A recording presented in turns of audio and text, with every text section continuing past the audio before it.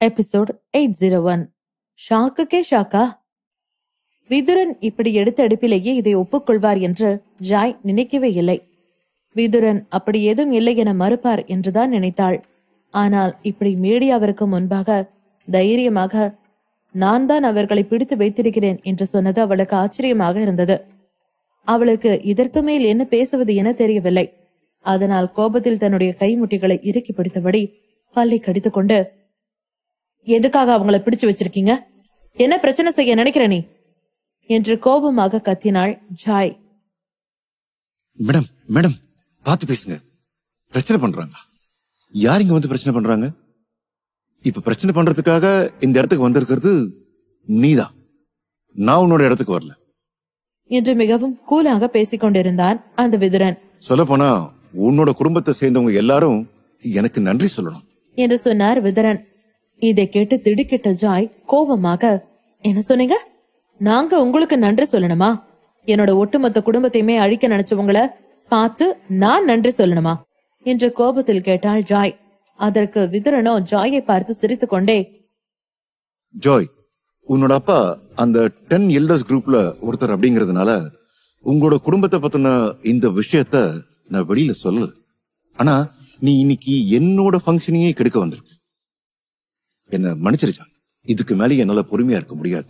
இந்த விஷயத்த இனிமேலும் வெளி உலகத்துக்கு சொல்றதை தவிர என்கிட்ட வேற எந்த வழியும் இல்லை என்று ஜாயை பார்த்து சொன்னபடி மீடியாவை பார்த்து சோகமான முகத்தை வைத்தபடி நின்று கொண்டிருந்தார் விதுரன். அவர் இன்னும் நல்லவனாகத்தான் நடிக்கிறார் என்பதை ஜாயால் நம்ப முடியவில்லை. ஜாய்க்கு அவன் மீது இப்பொழுது கோபமும் வெறுப்பும் அதிகரித்துக் கொண்டே இருந்தது. விதுரன் தன்னுடைய 2 விரல்களை சேர்ந்து ஒரு சொடக்கு போட்டதும் அவருக்கு பின்னால் இருந்த ஸ்கிரீன் திடீரென மாறியது. அதன் பிறகு அங்கிருந்த எல்லோரையும் பார்த்து, எல்லாரும் என்ன மன்னிச்சிருங்க. இந்த குடும்பம் செஞ்ச தவற நான் முதல்ல எப்படியாச்சும் சரி பண்ணிடணும்னு தான் நினைச்சேன். ஆனா இந்த பொண்ணு இன்னைக்கு வந்து எல்லார் முன்னாலையும் என்ன கெட்டவனா காமிக்க நினைக்கிறான். இதுக்கு மேலேயும் என்னால பிராங்க்லின் குடும்பம் செஞ்ச தவறுகளை மறைக்க முடியாது என்று அப்பாவியை போல முகத்தை வைத்துக் கொண்டு பாவமாக சொன்னார் விதுரன். அவன் என்னதான் அப்பாவியாக முகத்தை வைத்திருந்தாலும் அவனுடைய திட்டம் மிக மிக கொடியதாகத்தான் இருக்கும் என்பது ஜாய்க்கு மிக தெளிவாக தெரியும். என்னோட குடும்பம் அவமானப்படுமா? இந்த விதுரன் என்ன உளறிட்டு இருக்கான் என்று ஒரு நிமிடம் நினைத்து எதையும் புரிந்து கொள்வதற்கு முன்பாகவே அந்த திரையில் திடீரென்று ஒவ்வொரு படங்களாக திரையிடப்பட்டுக் கொண்டிருந்தது. அந்த ஸ்கிரீனில் இப்பொழுது பிராங்க்லின் குடும்பத்தின் சொத்துக்கள் காட்டப்பட்டுக் கொண்டிருக்கிறது. அவை அனைத்துமே ஜாய் குடும்பத்திற்கு சொந்தமானதுதான். அந்த படங்களை அனைத்தும் இப்பொழுது ஸ்கிரீனில் தொடர்ந்து வந்து கொண்டிருந்தது. மேடைக்கு கீழே இருந்தவர்கள் அனைவரும், இது என்ன செடி? இது இது இது ஓபியம் பாப்பி செடி தானே? இத பிராங்க்லின் குடும்பம் வளர்க்கறாங்களா? அவங்க எவ்வளவு பெரிய தப்பு பண்றாங்க அப்படின்னு அவங்களுக்கு அந்த செய்யற தப்பே தெரியலையா என்று ஒருவருக்கொருவர் கிசுகிசுத்துக் கொண்டிருந்தனர். ஆமாமா, எவ்வளவு இடம் இருக்கு பாரு. அவ்வளவு இடத்தையும் இவங்க இந்த ஓபியம் போதை செடிக்கு தான் நட்டுருக்காங்களா? எவ்வளவு தைரியம்! இது இந்த ஜோஷ் டவுன்லயே சட்டவிரோதமாச்சே. இதை செய்யறதுக்கு அவங்க கொஞ்சம் கூட பயப்பட்ட மாதிரியே தெரியலையா? மலை பூராவும் இப்ப இந்த ஓபியம் செடியை வளர்த்து வச்சிருக்காங்கன்னா என்று அவர்கள் ஆச்சரியமாக பார்த்து கொண்டிருந்தார்கள். அதை பார்த்த ஜாயும் திடுக்கிட்டாள். அப்போது அங்கு சுற்றியிருந்த செய்தியாளர்கள் அனைவருமே அந்த ஸ்கிரீனில் தெரிவதை புகைப்படம் எடுத்துக் கொண்டிருந்தார்கள். மேலும் இது அனைத்தும் சேனல்களில் இப்பொழுது உடனடி செய்தியாக பிரேக்கிங் நியூஸ் என ஒளிபரப்பப்பட்டு கொண்டிருந்தது. ஆஸ்பன் சர்வதேச கட்டிடம். அங்கிருந்த அனைவரும் அதிர்ச்சி அடைந்தனர். நிருபர்கள் வெறித்தனமாக படங்களை எடுப்பது மட்டுமில்லாமல் சிலர் நேரடியாக ஹோக்ஸி அவருக்கு போன் செய்து பிராங்க்லின் குடும்ப உறுப்பினர்கள் அனைவரையும் ஒட்டுமொத்தமாக கைது செய்யுமாறு அங்குள்ள போலீசுக்கு தெரிவிக்கவும் விரும்பினார்கள். இது எல்லாமே பிராங்க்லின் குடும்பத்தோட எஸ்டேட் தானே? இவங்க எல்லாரும் ஒரு லீகலான பிசினஸ் குடும்பம் நினைச்சோம். ஆனா அவங்க இப்படி எப்படி இல்லீகலான இந்த விஷயத்தெல்லாம் செய்யறாங்க? எவ்வளவு தைரியம் அவங்களுக்கு என்று ஒரு சிலர் பேச, வேறு சிலரோ, நமக்கு தான் இதை பார்த்தாலே புரியுது. இந்த பிராங்க்லின் குடும்பத்தோட பிசினஸ் எல்லாம் இந்த வருஷம் சரியாவே இல்ல. அதனால பினிஷ் குடும்பத்துல அவங்களோட நிலைமைய தக்க வச்சுக்கிறதுக்காகத்தான் அவங்க இந்த விஷயத்த செஞ்சிருப்பாங்கன்னு நினைக்கிறேன் என்றும், கடைசி வரைக்கும் இந்த பினிஷ் குடும்பத்துல இருக்கக்கூடிய அந்த 10 எல்டர்ஸ் குரூப்ல இருந்தா தானே இவங்களுக்கு வருஷம் கிடைக்கக்கூடிய அந்த பணம் எல்லாம் சரியா கிடைக்கும். அதெல்லாம் வேணும்னா இவங்கள மாதிரி பட்டவங்க எந்த எல்லைக்கும் போவாங்க. அதுக்கு உதாரணம் தான் இப்ப இவங்க வளர்த்துக்கிட்டு இருக்க இந்த ஓபியம் செடி என்றும் பேசினார்கள். பின்பு, எப்பவுமே அவங்களே நல்லவங்களா காட்டிக்கிற மாதிரி இந்த பிராங்க்லின் குடும்பத்துக்குள்ள எவ்வளவு பெரிய ஒரு அசிங்கத்தை மறைச்சிருக்காங்க பாத்தியா. இவங்கள கம்பேர் பண்ணி பார்த்தா இந்த பெஸ்ட்வானி குடும்பம் எவ்வளவோ பரவாயில்ல. அவங்க என்ன தப்பு செஞ்சாலும் நெஞ்ச நிமிர்ந்துகிட்டு எல்லாருக்கும் முன்னாடியும் அதை பண்றாங்க. அதாவது எல்லாரும் பாக்குற மாதிரி பண்றாங்க. இந்த வார்த்தைகளை எல்லாம் ஜாய் கேட்கும்போது அவளுக்கு இதயமே வலிப்பதை போல அவள் உணர்ந்தாள். பெஸ்வானி குடும்பத்தின் ஒட்டுமொத்த முகைத்திரையையும் இன்றைக்கு இந்த மக்கள் முன்னிலையில் தோலுரித்து காட்ட வேண்டும் என்று நினைத்தாள் ஜாய். ஆனால் நடந்ததே வேறு. அவர்கள் இந்த மக்கள் முன்னாடி ரொம்ப ரொம்ப நல்லவர்களாக மாறினார்கள். ஆனால் அவள் காப்பாற்ற வந்த அவளுடைய பிராங்க்லின் குடும்பமே இப்பொழுது அசிங்கப்பட்டு அனைவர் முன்னிலையிலும் தலை குனிந்து போய் நிற்கிறது. இங்க இருக்கிற ஆட்களுக்கு எந்த ஒரு புத்தியும் கிடையாது. வெறும் 2-3 ஸ்டில்ஸ மட்டும் வச்சு இது எப்படி என்னோட குடும்பம் செஞ்சிருக்கோன்னு உங்களால சொல்ல முடியுது? இந்த ஸ்டில்ஸ இந்த பெஸ்வானி குடும்பத்தை சேர்ந்தவங்க எங்கிருந்து வேணும்னாலும் எடுத்துக்கலாம். இந்த குடும்பம் எவ்வளவு மோசமான குடும்பம், எவ்வளவு மோசமான விஷயங்கள் எல்லாம் செஞ்சிருக்குது, அது இங்க இருக்கக்கூடிய எல்லாருக்குமே தெரியும். ஆனாலும் நீங்க எப்படி என்னோட பிராங்க்லின் குடும்பத்தை பெஸ்வானி கூட ஒப்பிட்டு பேச முடியும் என்று கோபமாக அந்த கூட்டத்தில் நின்று கொண்டிருந்தவர்களை பார்த்து கேட்டாள் ஜாய். விதுரன், நீ என்ன பிளான் போட்டாலும் என்னோட குடும்பத்து மேல பொய் பொழியெல்லாம் சுமத்த முடியாது. இங்க இருந்தோ 2-3 ஸ்டில்ஸ மட்டும் எடுத்துட்டு வந்து எங்களோட எஸ்டேட்ல இருக்கிற மாதிரி போட்டோஷாப் பண்ணிட்டு இது எங்க அப்பா அம்மா செஞ்சாங்கன்னா நீ எங்க குடும்பத்து மேலேயே பழி சொல்றியா? நான் இருக்கிற வரைக்கும் உன்னால அதை கனவுல கூட செய்ய முடியாது என்று கத்திக் கொண்டிருந்தாள் ஜாய். தன்னுடைய பிராங்க்லின் குடும்பத்தை பற்றி இப்படி அடுத்தவர்கள் தவறாக பேசுவதை கேட்டு அவளால் அவளது கோபத்தை அடக்க முடியவில்லை. ஜாய் தன்னுடைய வாக்கியத்தை பேசி முடிப்பதற்குள்ளாகவே விதுரன், ஓகே காய்ஸ், நீங்க இப்ப வந்திருக்கீங்களே என்னோட கரன்சி ரிலீஸ் மீட்டிங், அது முடிஞ்சு போச்சு. இப்ப நம்ம அடுத்ததா இன்னொரு மீட்டிங் ஸ்டார்ட் பண்ண வேண்டிய டைம் வந்துருச்சு.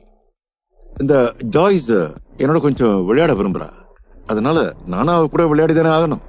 போட்டிக்கு அடைக்கிறவங்கள வேண்டான்னு சொல்லி அவங்க கஷ்டப்படுத்துற பழக்கம் பெஸ்வானி குடும்பத்துக்கே கிடையாது என்று சிரித்துக் கொண்டே சொன்னார்.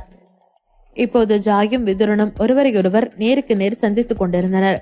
ஜாய்க்கு ஏதோ ஒரு உணர்வு மோசமாக தோன்றியது. 802 விதுரன் சக்தி வாய்ந்தவர் மட்டுமில்ல, அவர் நன்கு தயாராகவும் இருந்தார். இன்று ஜாய்ஸ் வருவார் என்று அவருக்கு தெரியுமா?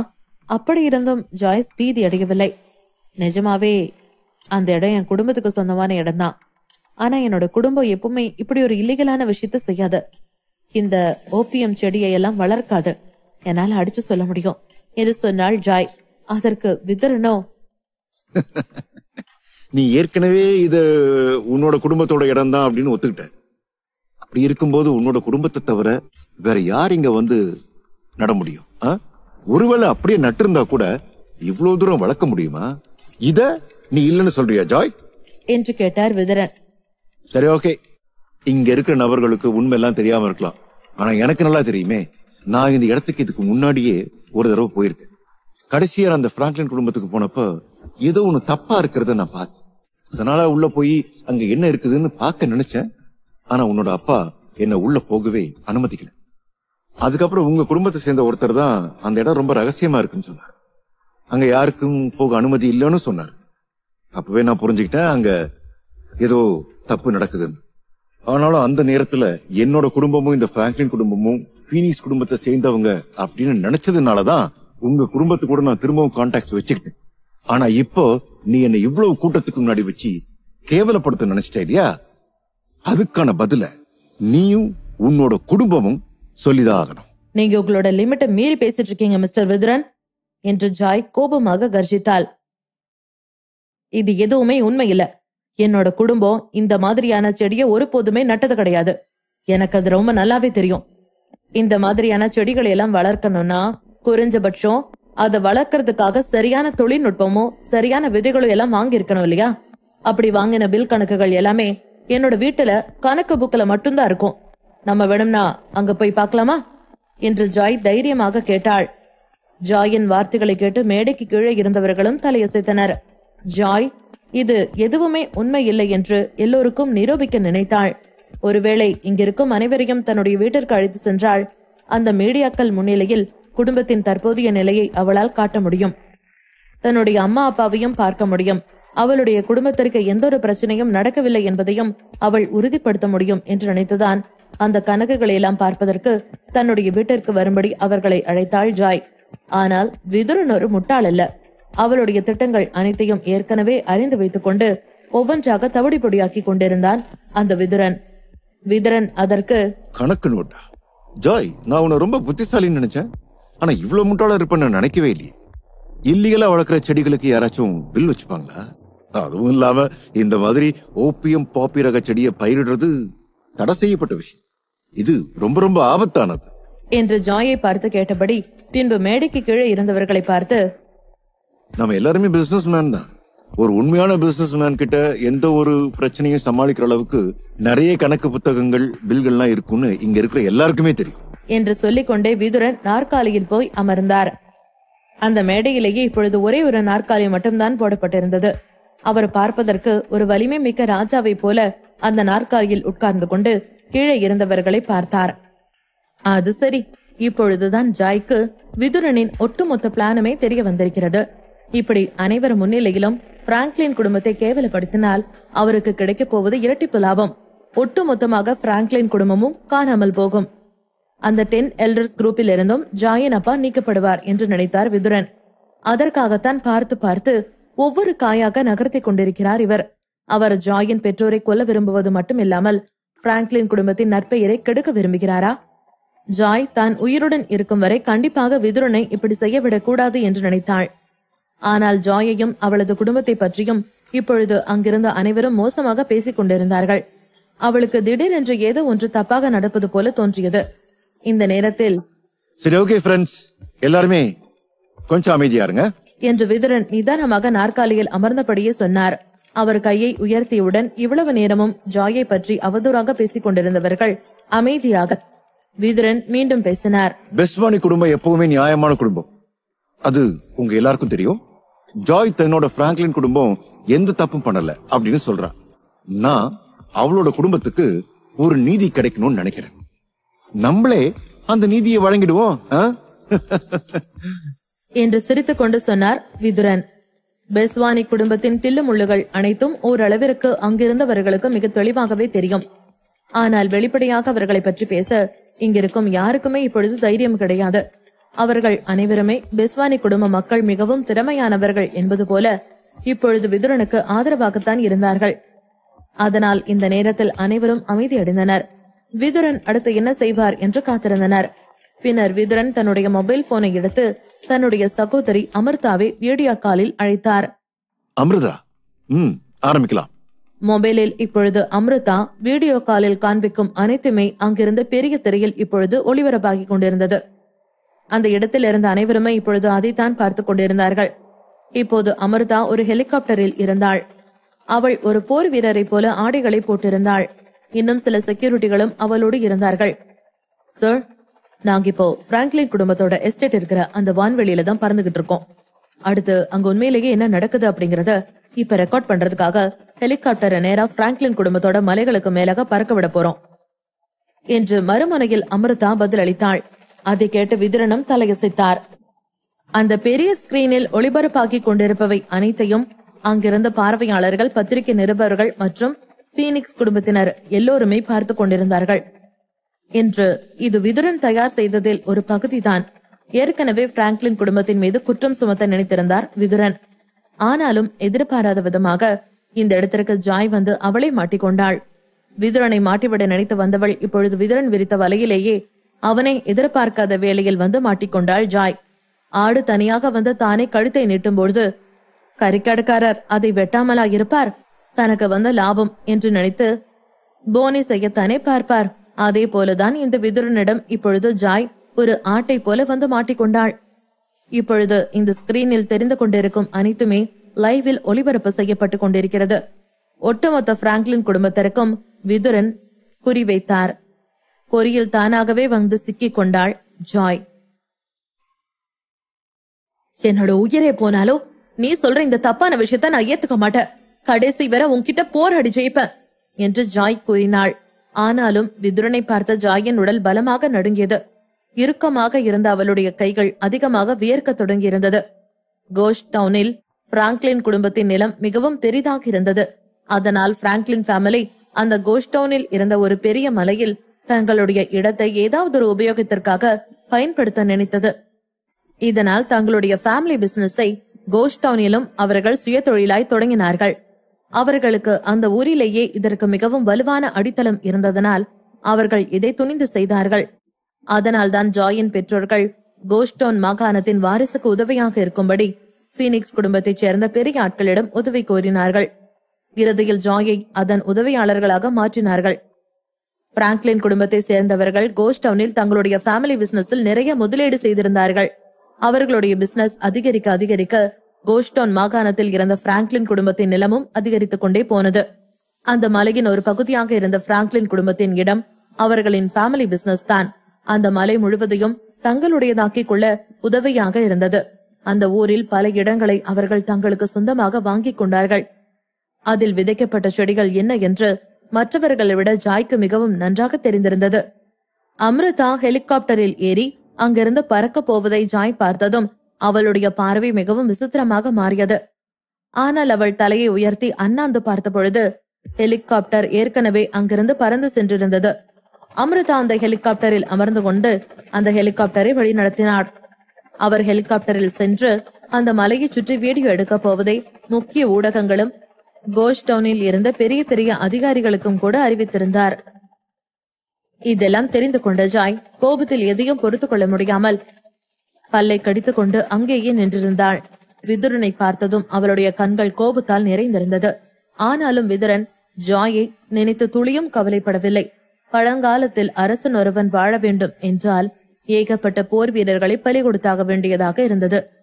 இந்த குடும்பமும் பிராங்க்லின் குடும்பத்தை பலி கொடுக்க வேண்டும் என்று இத்தகைய பெரிய பெரிய செயல்களை செய்து கொண்டிருந்தார்கள். பெஸ்வானி ஃபேமிலிக்காக பிராங்க்லின் ஃபேமிலியை விதுரன் அழிக்க வேண்டும் என்று நினைத்திருந்தான். இதையெல்லாம் தெரிந்து கொண்ட ஜாய் விதுரனை பார்த்து, நீ உண்மையிலேயே நல்ல மனுஷனே கிடையாது. உன்னோட வாழ்க்கையில இன்னும் எவ்வளவு பெரிய பாவங்களை எல்லாம் பண்ண போற என்று சொல்லி அவனை கடுமையாக திட்டிக் கொண்டிருந்தார். இதை கேட்ட பின்பும் விதுரன் கொஞ்சமும் அசராமல் அவளை பார்த்து சிரித்துக் கொண்டிருந்தான். அவன் பதிலுக்கு ஜாயை பார்த்து, நல்ல வேளை நீயே இங்க வந்துட்ட. உன்னை அங்கிருந்து கூட்டிட்டு வர்றது எனக்கு அசிங்கமா இருந்துச்சு. இப்படிப்பட்ட தப்பு பண்ற இவ்வளவு கேவலமான குடும்பத்துல இருந்து உன்னை நான் பார்க்க கூட விரும்பல என்று சொல்லி அங்கிருந்து திரையை அவர் சுட்டி காட்டினார். இந்த நேரத்தில் அம்ருதாவின் ஹெலிகாப்டர் ஏற்கனவே அந்த இடத்திற்கு பறந்து சென்று அதை வீடியோ எடுக்க ஆரம்பித்திருந்தது. மேலும் அங்கிருந்து அவர்கள் பிராங்க்லின் குடும்பத்திற்கு காலை மேலே இருந்த இடத்தை வீடியோவில் பார்த்ததும் அவர்களுக்குள் உடனடியாக ஒரு சலசலப்பு ஏற்பட்டது. அந்த நேரத்தில் அனைவரும் பிராங்க்லின் குடும்பத்தை வாய்க்கு வந்தபடி திட்டி தீர்த்திருந்தார்கள். ஜாய் இதையெல்லாம் ஆச்சரியத்துடனும் திகைப்புடனும் பார்த்து கொண்டிருந்தாள். பின் அங்கு பார்த்து கொண்டிருந்த பார்வையாளர்களை நோக்கி, அத பாக்காதீங்க, அதெல்லாமே போய் அவங்க சொல்ற எதையும் கேட்காதீங்க. ஏன் இப்படி எல்லாரும் பேசுறீங்க? பிராங்க்லின் ஃபேமிலி இப்படிப்பட்ட ஃபேமிலி கிடையாது. இவங்க சொல்றதெல்லாம் போய் என்று சத்தமாக கத்திக் கொண்டிருந்தாள். ஆனால் அவளுடைய சத்தம் அங்கிருந்த யாருடைய காதுகளுக்கும் கேட்கவில்லை. இந்த ஹெலிகாப்டர் சத்தமும் காற்றின் சத்தமும் ஜாயினுடைய குரலை மற்றவர்களுக்கு கேட்க விடாமல் மங்கச் செய்திருந்தது. அதனால் ஜாயின் குரல் மக்களிடையே ஒரு பலவீனமாக இருந்தது. அங்கிருந்தவர்கள் அனைவரும் பிராங்க்லின் ஃபேமிலி இவ்வளவு பெரிய வேலையை ஏன் செய்தார்கள் என்று தங்களுக்குள் மாறி மாறி பேசிக் கொண்டிருந்தார்கள். ஒருவேளை பீனிக்ஸ் ஃபேமிலியைச் சேர்ந்த 10 பெரியவர்களின் உதவி அவர்களுக்கு இருந்தது, அதனால் அவர்கள் இவ்வளவு பெரிய காரியத்தை செய்தார்களா என்று மேலும் சிலர் பேசிக் கொண்டிருந்தார்கள். ஆனால் அத்தகைய முறை பயன்படுத்துவது அவர்களுக்கும் மற்றவர்களுக்கும் நல்லதில்லை என்று அவர்களுக்கு தெரிந்திருக்கும். ஏன் இதை செய்தார்கள் என்று இன்னும் சிலர் பேசினார்கள். அவர்கள் சொன்னதை மட்டுமே வைத்து அங்கிருந்தவர்கள் தங்கள் வாய்க்கு வந்தபடி பிராங்க்லின் ஃபேமிலியை பேசிக் கொண்டிருந்தார்கள். இதற்கிடையில் திரையில் பிராங்க்லின் ஃபேமிலிக்கு சொந்தமான நிலம் முழுவதும் சிவப்பு மலர்கள், பச்சை இலைகளும் அவர்கள் பார்வையில் பார்த்ததெல்லாம் வெறும் மலை என்று மட்டுமே நினைத்துக் கொண்டிருந்தார்கள். இவர்கள் சொன்னதை தங்களுக்குள் கிசுகிசுத்துக் கொண்டாலும் உண்மை என்று ஒரு சிலர் நம்பவே இல்லை. ஆனால் அந்த ஓபியம் வகை பாப்பிகளை பார்த்ததும் அங்கிருந்த மக்கள் அனைவரும் வாயடித்து போனார்கள். இவ்வளவு நேரம் அங்கிருந்தவர்களிடம் கெஞ்சிக் கொண்டிருந்த ஜாயை விதுரன் நேரடியாக பார்த்தார். அவளிடம் கோபமாக விதுரன், ஜாய், நீ இன்னும் என்ன சொல்லணும்னு நினைக்கிற? இதெல்லாம் உங்களுடையது இல்லைன்னு சொல்றியா என்று கோபமாக கேட்டார். இதையெல்லாம் கேட்டதும் ஜாயின் உடல் மேலும் நடுங்க தொடங்கியது. இது நீங்க நினைக்கிற அந்த தப்பான செடி வகை கிடையாது. இது பாக்குறதுக்கு அந்த மாதிரி தான் இருக்கும். ஆனா இது அது இல்ல. இது மருத்துவத்துக்கு யூஸ் ஆகுற ஒண்ணுதான். அதுக்காக தான் நாங்க இங்க இதை விளைவிக்கிறதுக்கு அனுமதி கொடுத்தோம் என்று அவள் சொல்லிக் கொண்டிருந்தாள். இதை மருத்துவ ஆராய்ச்சிக்காக இந்த வகையான செடிகளை வளர்க்க சொன்ன அந்த நபர் யாரிடமும் சொல்ல வேண்டாம் என இதை ரகசியமாக வைத்திருக்க சொன்னார். இந்த 2 தாவரங்களுமே ஒரே மாதிரியானவைதான். எனவே அந்த மக்களும் இதை பயன்படுத்திக் கொள்ளலாம் என்று மனதளவில் நினைத்துக் கொண்டிருந்தாள். ஆனால் இதை பயன்படுத்தி விதுரன் தன்னை இப்படி அசிங்கப்படுத்துவார் என்றும் பழி வாங்குவார் என்றும் அவள் என்றுமே நினைத்து கூட பார்த்ததில்லை. ஜாய் பேசியதை கேட்டு விதுரன் அவர்களிடம் கோபமாக திரும்பி, என்ன சொன்னீங்க? இது நார்மலான பாப்பி செடியா? இது எப்படிப்பட்ட செடின்னு எனக்கு மட்டும் இல்ல, இங்க இருக்கிற எல்லாருக்குமே தெரியும். நீங்க இன்னும் சொல்லி எங்களை எல்லாம் ஏமாத்தணும்னு நினைக்காதீங்க. ஆனா இங்க இருக்கிற இந்த மக்கள் நம்ப மாட்டாங்க என்று புதிதாக வேஷம் போட்டுக் கொண்டிருந்தார். ஜாயிடம் பேசிவிட்டு அவர் அமிர்தாவை அழைத்து ஹெலிகாப்டரில் இருந்து கீழே இறங்கி அதற்கு பக்கத்தில் சென்று பாருங்கள் என்று சொன்னது மிகவும் சந்தோஷமாக இறங்கி அதன் பக்கத்தில் சென்று அதை க்ளோஸ்அப்பில் போட்டோ எடுக்க நினைத்து அருகில் சென்றார். விதுரனின் பேச்சை கேட்டு அவர் தன்னுடைய ஹெலிகாப்டரை மேலிருந்து கொஞ்சம் அந்த மலையை நோக்கி கீழே இறக்கினார். அப்பொழுது கயிற்றின் வழியாக ஹெலிகாப்டர் இருந்து 2 துப்பாக்கியை ஏந்திய வீரர்கள் 2 கீழே இறங்கினார்கள். இதை பார்த்து பார்வையாளர்கள் மேலும் உற்சாகமடைந்தனர். இன்று அவர்கள் பிராங்க்லின் ஃபேமிலியின் மறுபக்கத்தை பார்ப்பதாக நினைத்துக் கொண்டிருந்தார்கள். அதனால் விதுரன் ஃபேமிலி அவர்களுக்கு நல்லது செய்ய வந்திருக்கிறார்கள் என்றும் பிராங்க்லின் ஃபேமிலி ஏமாற்றி துரோகம் செய்ய நினைத்தார்கள் என்றும் நம்பிக்கொண்டிருந்தார்கள். வீடியோ காட்சிகளை எல்லாம் பீனிக்ஸ் ஃபேமிலியைச் சேர்ந்தவர்களும் அந்த குடும்பத்தை சேர்ந்த மிகப்பெரிய 10 உறுப்பினர்களும் திவாகரும் அவருடைய அசிஸ்டன்டும் பார்த்து கொண்டிருந்தார்கள். அவர்கள் அனைவரும் இதை பார்த்து அதிர்ச்சியாகவும் திகைப்பாகவும் உட்கார்ந்து கொண்டிருந்தனர். ஃபேமிலிக்கு ஆதரவாக என்ன செய்தாலும் பீனிக்ஸ் ஃபேமிலி இதை கண்டிப்பாக ஏற்றுக்கொள்ளாது என்று அவர்கள் அனைவரும் மனதில் நினைத்துக் கொண்டார்கள்.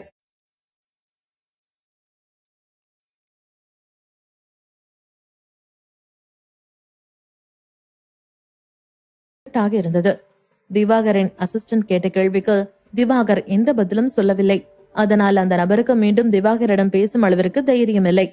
மறுபுறம் அமிர்தா விமானத்தில் இருந்து கீழே குதித்த பிறகு மலைக்கு அருகில் சென்று அந்த மலையை ஒரு க்ளோஸ்அப் ஷாட்டில் படம் எடுக்க நினைத்தாள். அதில் காட்டப்பட்ட படம் மிகவும் தெளிவாக இருந்தது.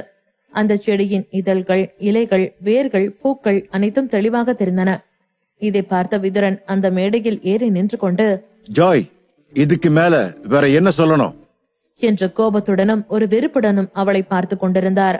அதை கேட்ட ஜாய் மிகவும் பயந்து நடுங்கிக் கொண்டிருந்ததால் அவளால் அசையாமல் இருக்க முடியவில்லை.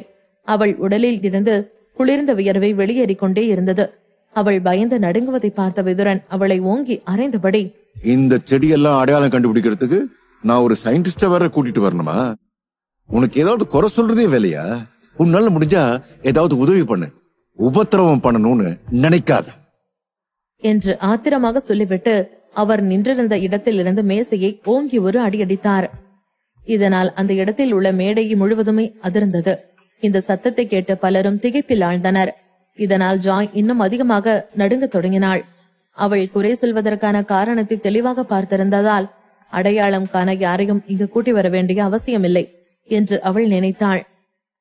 அந்த அமிர்தா எடுத்த போட்டோவில் உள்ள செடி உண்மையிலேயே அது ஒரு கஞ்சா செடி. அது வளர்ந்து பலருடைய வாழ்வை அழிக்க காத்திருக்கிறது என்று அவள் நினைத்தாள்.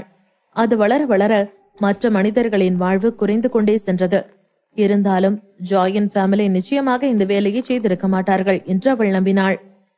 அவள் தன்னுடைய ஃபேமிலி மீது அதிக நம்பிக்கை வைத்திருந்ததால் சாதாரண செடி அந்த கஞ்சா செடியை போலவே பார்ப்பதற்கு அச்சு அசலாக இருந்தது. ஆனால் ஜாய் அங்கிருந்தவர்களிடம் எவ்வளவோ சொல்லியும் அங்கிருந்தவர்கள் அதை நம்பவில்லை. ஜாயின் ஃபேமிலி சாதாரண செடிகளை மட்டுமே நடவு செய்து வாழ்க்கை முறையை கழித்து வந்தார்கள். அதுவும் அவர்களுடைய ஒரு வகையான பிசினஸ் தான். ஆனால் அது உண்மையிலேயே கஞ்சா செடி இல்லை. சில நிமிடங்கள் யோசித்துவிட்டு, இது சாத்தியமே இல்ல, நீங்க உண்மையை மறைக்கிறீங்க, எதையோ சொல்லி இங்க இருக்கிற எல்லாரோட மனசையும் கெடுக்கிறீங்க, என்னை ஏமாத்துறீங்க என்று ஜாய் சத்தமாக கத்தினாள். ஜாய் புத்திசாலியாக இருந்ததால் அவள் விதுரனின் சில தந்திரங்களை கண்டுபிடித்தாள். முதலில் அந்த விதுரன் அந்த மலையின் முழு படங்களையும் எடுத்தார். பின் அந்த படங்களை தயார் செய்து அந்த ஊரில் இருக்கும் மக்களுக்கு முன்னால் போட்டு காட்டி ஜாயின் ஃபேமிலியின் மீது அவர்களுக்கு தப்பான அபிப்பிராயத்தை கொண்டு வந்தார். அதன் பிறகு இந்த அபின் பெயரிடப்பட்ட ஒரு சிறிய நிலத்தை கண்டுபிடித்தார். பிறகு அவர் அந்த இடம் பிராங்க்லின் குடும்பத்தின் உரிமைக்கு பாத்தியப்பட்ட இடம் என்று தெரிந்து கொண்டார். பின்னர் அவர் அமிர்தாவை அங்கு அழைத்து அந்த இடத்திற்கு போய் அந்த இடங்களை முழுமையாக போட்டோ எடுக்க சொன்னார். பின் அவர்கள் இருவரும் ஒருவருக்கொருவர் நன்றாக ஒத்துழைத்து இவ்வளவு சிறப்பான நிகழ்ச்சியை யாருக்கும் சந்தேகம் வராதபடி ஜாயின் ஃபேமிலிக்கு எதிராக ஒரு திட்டம் தீட்டி இதை அனைவருக்கும் போட்டு காட்டினார்கள். ஆனாலும் இவ்வளவு திட்டமிட்டப்பட்ட அந்த சதி திட்டத்தில் ஒரு சிறிய கவனக்குறைவு இருந்தது. அவர்களுக்கே தெரியவில்லை. ஆனால் ஜாயின் கண்களுக்கு அது புலப்பட்டது. சில நிமிடங்கள் எதையோ யோசித்துவிட்டு ஜாய் அங்கிருந்தவர்களிடம், அப்படின்னா பிராங்க்லின் ஃபேமிலிக்கு சொந்தமான அந்த இடத்துல இன்னும் எத்தனை செடி இருக்குன்னு நான் போய் பார்க்கணும். அது எங்களோட இடம் தானே, நான் போய் பார்த்துட்டு வந்து சொல்றேன் என்று ஜாய் அமைதியாக சொன்னாள். அவள் இறுதி வரை விதுரனிடம் சண்டையிடுவதில் உறுதியாக இருந்தாள். அவள் தன்னை நிரூபிப்பதற்காக அவர்களிடம் நேரம் வாங்கிக் கொண்டிருந்தாள். பிராங்க்லின் ஃபேமிலி எவ்வளவு கவனத்தை ஈர்த்ததோ அவ்வளவு எளிதாக அவர்களின் மீது கவனக்குறைவும் ஏற்பட்டது. மக்கள் அவர்களை அடியோடு வெறுத்து ஒதுக்க நினைத்தார்கள் மற்றும் அதற்கொரு தீர்வு வேண்டும் என்றும் நம்பினார்கள். இதெல்லாம் தான் விதுரனுக்கு தேவைப்பட்டது. அவர் ஜாய்க்கு ஆதரவாக யாரும் இருக்கக்கூடாது என்று நினைத்தார். மறுபடியும் ஜாய் பயப்படாமல் விதுரனின் முகத்தை பார்த்து, நான் யாருக்கும் பயப்படல, அதே மாதிரி நாங்க எந்த தப்பும் செய்யல என்று தைரியமாக சொன்னாள். ஜாயின் இந்த வார்த்தைகளை கேட்டு விதுரன் உடனடியாக அமிர்தாவிடம், அமிர்தா, இந்த பிராங்க்லின் ஃபேமிலி என்ன பார்க்கணும்னு விரும்புறாங்களோ அதை போய் பார்க்கட்டும். என்ன இருந்தாலும் தப்பு செஞ்சது அவங்க தானே என்று திமிராக சொன்னார். அதை கேட்டதும் அமிர்தாவும் விதுரனிடம் தலையசைத்து, கவலைப்படாதீங்க, நான் போய் அவங்களுக்கு எல்லாத்தையும் காட்டிட்டு வரேன். அங்க எத்தனை செடி இருக்குன்னு இவங்களே நேர்ல வந்து பார்க்கட்டும் என்று பதில் சொன்னதால் அங்கு நின்று கொண்டிருந்த பார்வையாளர்கள் அனைவரும் அதிர்ச்சியில் ஆழ்ந்தனர். விதுரனின் பார்வையில் அங்கிருந்த மக்களுக்கு போதுமான அளவு தெளிவான ஆதாரம் காட்டப்பட்டது. அதனால் அவர்கள் ஜாயின் குடும்பத்தின் மேல்தான் தவறுள்ளது என்று எளிதில் நம்பிவிடுவார்கள் என்று நினைத்தார். அமிர்தா விதுரனின் பேச்சை கேட்டு ஜாயின் மற்ற நிலங்களை விசாரிக்கப் போகிறார் என்று தெரிந்ததும் திடீரென்று துப்பாக்கி சுடும் சத்தம் கேட்டது. பின்னர் அங்கிருந்து தீப்பிழம்புகள் அருவியாக பாய்ந்து கொண்டிருந்தன. அந்த மலை முழுவதும் சிவப்பு நிறத்தில் எரிந்து ஒரு சிவப்பு நிற மலையை போல காட்சியளித்தது. இதை பார்த்த ஜாய் வாயடித்து போய் நின்றாள். அங்கிருந்தவர்கள் அனைவரும் அவளை ஆவேசமாகவும் அதிர்ச்சியுடனும் பார்த்து கொண்டிருந்தார்கள். இதற்கிடையில் அமிர்தாவின் பக்கத்தில் அதிகமான அழுகுரல் கேட்க ஆரம்பித்தது. திரையில் தெரியும் அந்த எரியும் மலையை பார்த்தவுடனே மக்கள் அனைவரும் கதறிக்கொண்டு அழ ஆரம்பித்தார்கள். இந்த நேரத்தில் ஒரு பீதியோடு பார்த்து கொண்டிருந்த மக்கள் மறுபக்கத்தில் இருந்து, மேடம், பிராங்க்லின் ஃபேமிலி ஷூட் பண்ண ஆரம்பிச்சிட்டாங்க. நம்ம யாரும் அவங்களுக்கு ஈக்குவல் இல்ல, எங்களை காப்பாத்துங்க, நாங்க உங்களை நம்பிதான் வந்தோம், அவங்க எங்களை கொன்னுடுவாங்களோன்னு எங்களுக்கு பயமா இருக்கு என்று கெஞ்சிக் கொண்டிருந்தார்கள். அங்கு நடக்க போகும் நிகழ்வின் காட்சியை மொத்தமும் குழப்பமாக மாறியிருந்தது. அங்கிருந்தவர்கள் அனைவரும் ஜாயை பார்த்த விதம் ஒரு பொல்லாத கொடிய அரக்கனை பார்ப்பதை போல இருந்தது. இதை கேட்ட விதுரன் ஜாயை பார்த்து, இவ்வளவு நடந்தும் நீ ஒத்துக்க மாட்ட, அப்படிதானே? இந்த இடம் உங்களோடது இல்லைன்னு சொல்ல போறியா? இதெல்லாம் நீங்க வளர்க்கலன்னு சொல்ல போறியா? நீ இன்னும் ஃபேமிலிய கொல்லணும்னு தானே நினைக்கிற? நீங்கெல்லாம் கடைசி வரைக்கும் திருந்தவே மாட்டீங்க என்று நல்லவர் போல அவளை தன் தந்திரத்தால் மிரட்டத் தொடங்கினார். அவருடைய இந்த மிரட்டலான குரலை கேட்ட ஜாய் பயத்தில் நடுங்கிக் கொண்டிருந்தாள். அவளது உடல் இடைவிடாமல் நடுங்கியது. அவளுடைய உள்ளங்கைகள் வியர்க்க ஆரம்பித்தன. இந்த இடத்தில் ஜாய் பயப்படாமல் அங்கிருந்தவர்களிடம் இது முழுவதும் பெஸ்வானி குடும்பத்தின் பிளான் என்றும் இதை அவர்கள்தான் பயிரிட்டார்கள் என்றும் அவள் கத்தி சொல்லி இருக்க முடியும். ஆனால் அவளுடைய பயத்தால் அவளால் அது முடியாமல் போனது. விதரன் மேலும் தந்திரத்தோடு, என்ன, என்னோடது இல்ல, ஏதோ ப்ரூஃப் பண்ண போறேன்னு சொன்ன, ஆனா எதையும் ப்ரூவ் பண்ண முடியலன்னு மலையவே இப்ப எரிச்சிட்டீங்களா? இங்க இருக்கிறவங்க எல்லாரும் உங்களை நம்பி இருக்கிறவங்க தானே, ஆனா உங்களோட ஆளுங்கன்னு கூட பார்க்காம அவங்க எல்லாரையும் கொல்ல பாக்குறீங்க. அவங்க உயிரோட மதிப்பு தெரியுமா உங்களுக்கு என்று ஆத்திரத்துடன் கேட்டார்.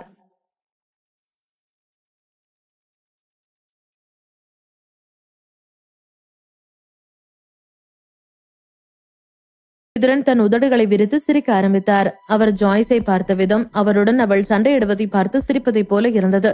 பிராங்க்லின் குடும்பத்துடன் ஆன இந்த சண்டை மிகவும் பெரிதாக வெடிக்கும் என்று அவர் மனதில் நினைத்துக் கொண்டிருந்தார்.